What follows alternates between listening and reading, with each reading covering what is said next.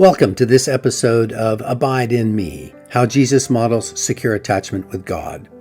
This series is a survey of the Gospel of Mark, looking for how Jesus models what is now called secure attachment, which is the physiological, emotional, cognitive, and spiritual experience of what is often called salvation or regeneration or being conjoined with God or enlightenment, individuation, even becoming spiritual.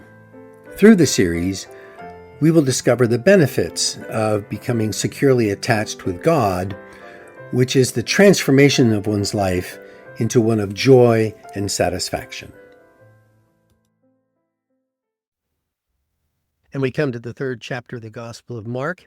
The Gospel writer sets us up for seeing another example of how Jesus lives from his own self-assurance and is not driven by ego. It's a Sabbath. He goes into the synagogue, and it has been set up that there is a man there with a deformed hand. And of course, that means that man is somehow evil. He is somehow not justified. He's not a good person. And Jesus participates in this whole setup. He says to the guy, come and stand in front of everyone. And he turns to his critics and he says, okay, this is the Sabbath. Does the law permit good deeds on the Sabbath? Because you know you're not allowed to work. But is it okay if I do a good deed? Or, Jesus says, is it a day for doing evil? Is this a day to save a life or destroy it? Of course, you can't answer that question, right? It would make them look bad if they said, yeah, you can do evil, but not good, right? And so the gospel writer says very specifically, Jesus looked around, was angry and sad because of their hard hearts. And he turns to the man and says, hold out your hand. The man puts out his hand, and it was restored to health. It was no longer deformed. Of course, the reaction of the Pharisees is that they go away and meet with the supporters of Herod, who is the leader of all of the Jews in all of Palestine, on how to plot to kill Jesus. Now, there are a number of stories in the Christian scriptures and in probably all the scriptures like this one that carry me through a number of emotions, right? I go from a positive excitement, Jesus is going to show me something here, to justifiable anger, how could they set him up that way, to sadness at the state of affairs of the circumstances that these people who were against Jesus wouldn't have had their hearts melted or softened.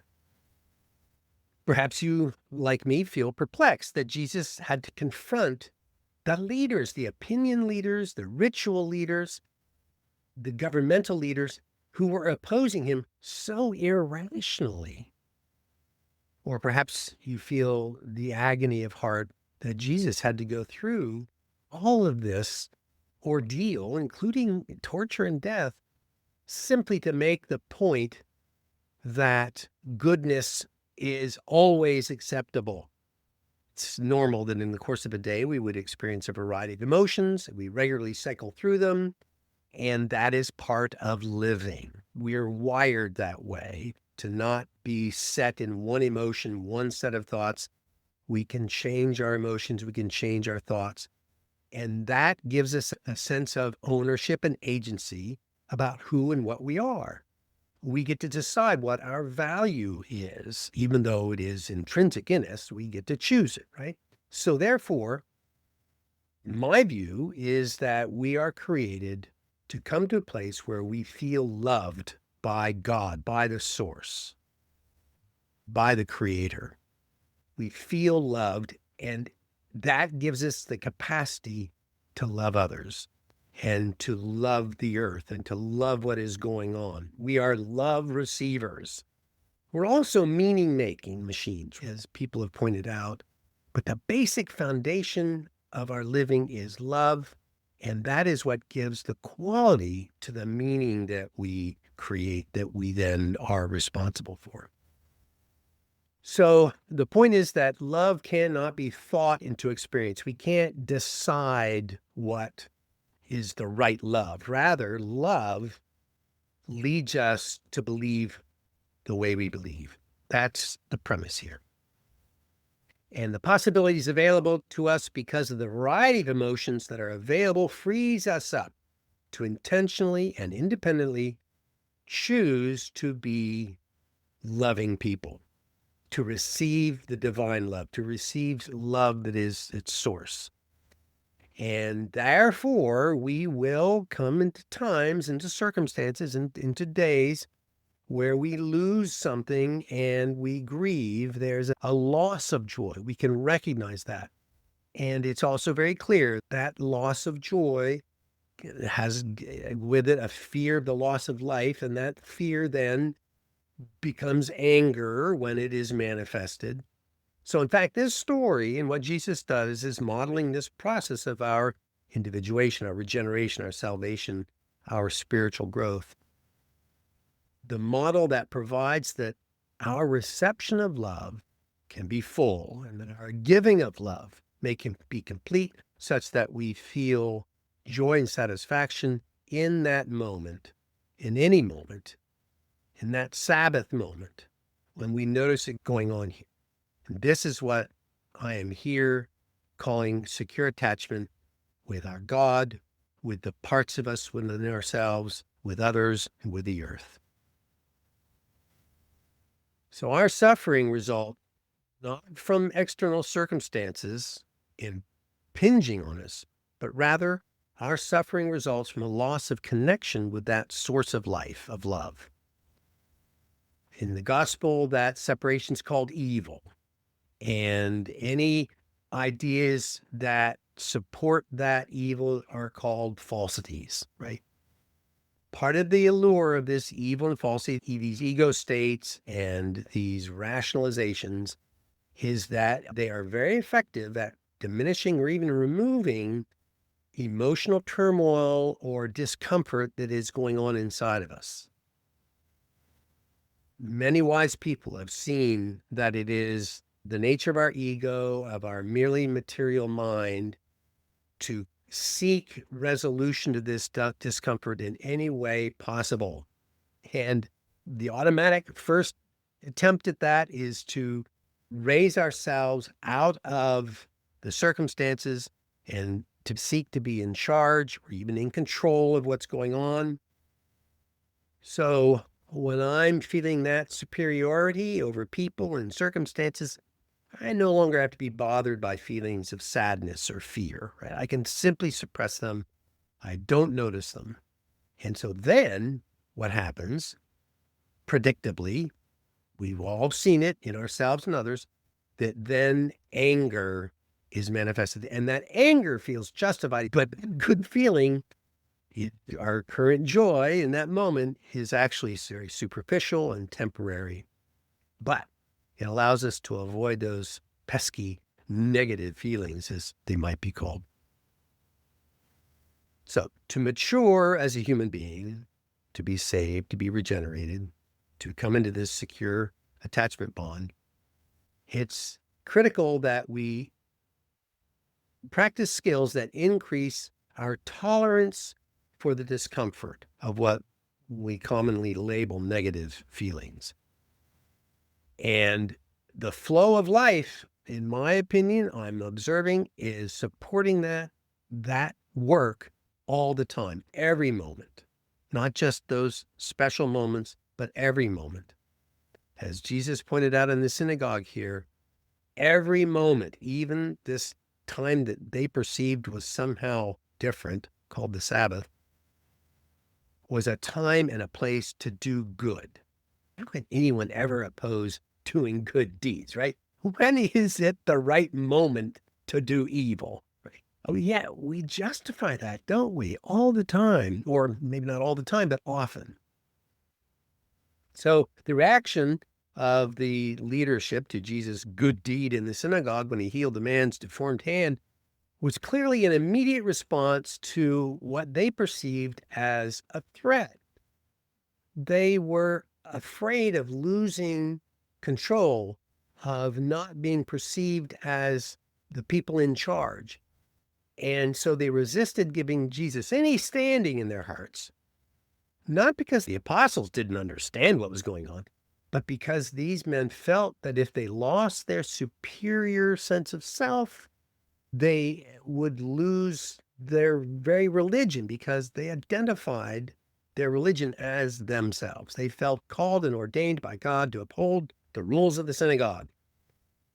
And those rules were good, right? They supported righteousness and honesty and fairness and so forth. But when they took that on, they identified with it as being the rules, as being the order, as being the righteous. That blinded them.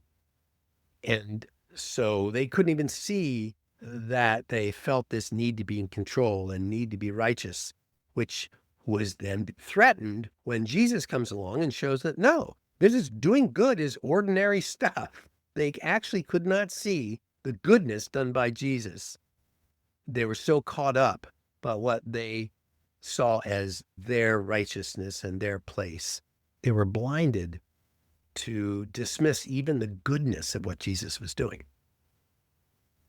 This illustrates a spiritual principle that if I am not putting my prime attention on caring for people, on developing relationships, on living in a relationship of love with my God and myself and others, then I will lose all understanding. I will lose my faith.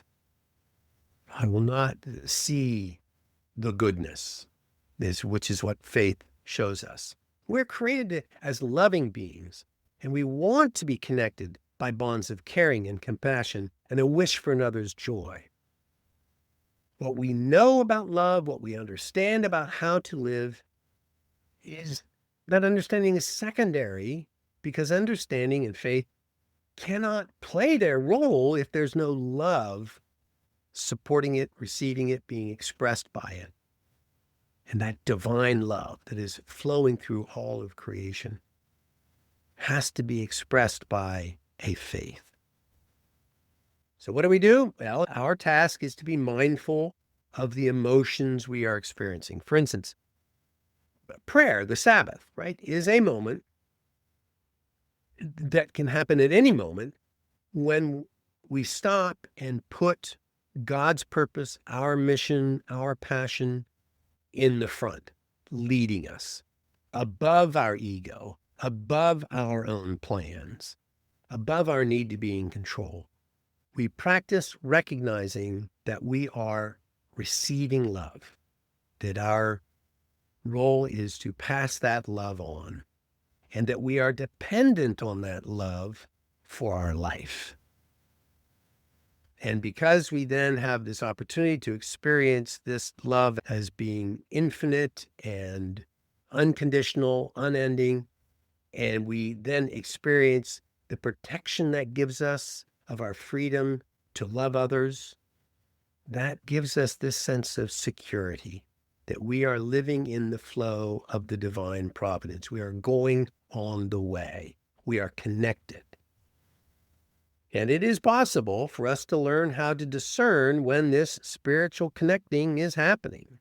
As Jesus and the Buddha and Thich Nhat Hanh and the Dalai Lama and so many other people have been modeling for us how to do that.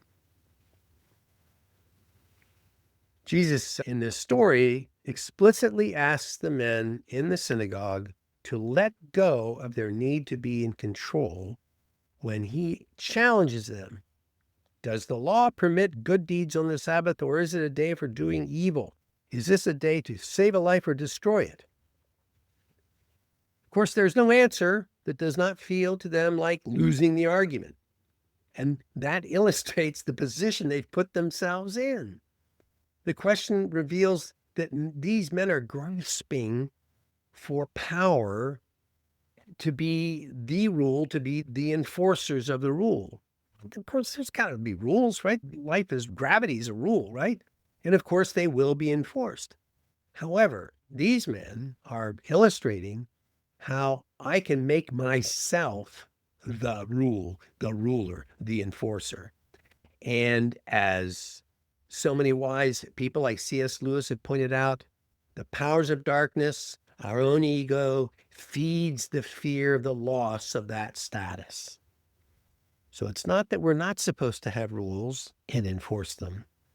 It is that when we begin to own that we are in charge of those rules, that then the hells can take over, that those evil desires we have, those merely materialistic drives we have will take over, and we will then come into a place of fearing the loss of that status when they are challenged. And then note in the story, it says that Jesus then looked around at them angrily and then was saddened by their hard hearts.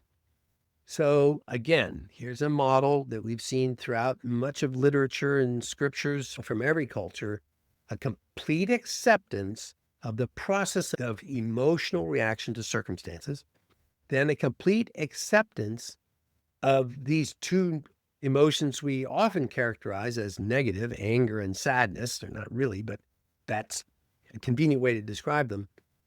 Because of their role, what they do to us, how they discombobulate us, they feel wrong somehow.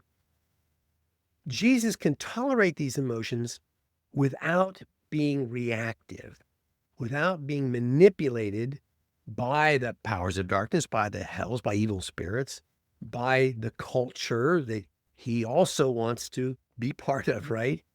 And he's not being manipulated because he's absolutely secure in his bond with his God. That's what we can do. We can develop our mindful tolerance of discomfort in the same way so that we do not buy in to the life-destroying, negative, self-defeating, egotistical reactivity.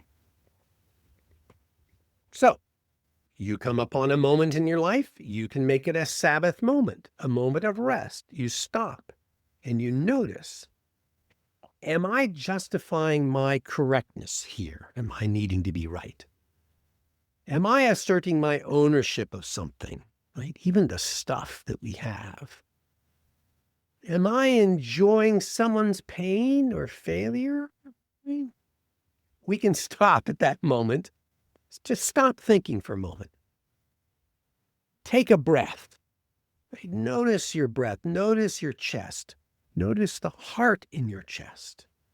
Notice the emotions that are coming along. In that moment, I can remember that I am loved unconditionally and completely. I am being held in that love in that moment. I may also be angry at the circumstances, at the evil people. I may also be sad for their disconnection from the flow of life and from what it's doing to me, drawing me down into their fear or their anxiety. And in that moment, I still experience being loved and this opportunity to love someone else and to love myself. So, we have been evolving spiritually for the last millions of years, right? And Jesus Christ and so many of these others wise people and traditions around the world have made it possible to see what is spiritual inside of what is natural. I don't think people could do that 2,000 years ago. We can see our deeper emotions through what is our natural reactivity to things. We can actually perceive within the very form of goodness, as Swedenborg calls it. This is a great blessing, even as it is an awesome responsibility. And it is a gift acquired by an ordeal, by life experience, and by doing the work, going along the way in every moment. So every time I stop to consider the nature of the desire that I'm feeling at that moment, that is showing up in my emotions, in my words, in my actions, my behaviors, in that moment I stop and I notice what's suffering. I notice what is joyful. I notice what is content and grateful and sad and angry, so that I acquire the skill to notice, to observe, to experience this gift of being loved and of loving others, and so feeling connected. I invite you to go along on that way. In that moment, hold out your hand to receive that love and feel that bond of love. Hold out your hand, no matter how deformed you see it to be. By that work, it will be restored. I pray this has supported your transformative life, whatever practice you have in your life. I want to thank Solomon Keel for his music, and I want to invite you to make a contribution to this work if you wish and are able through the PayPal link. And I invite you to continue to listen to the next episode. You be well.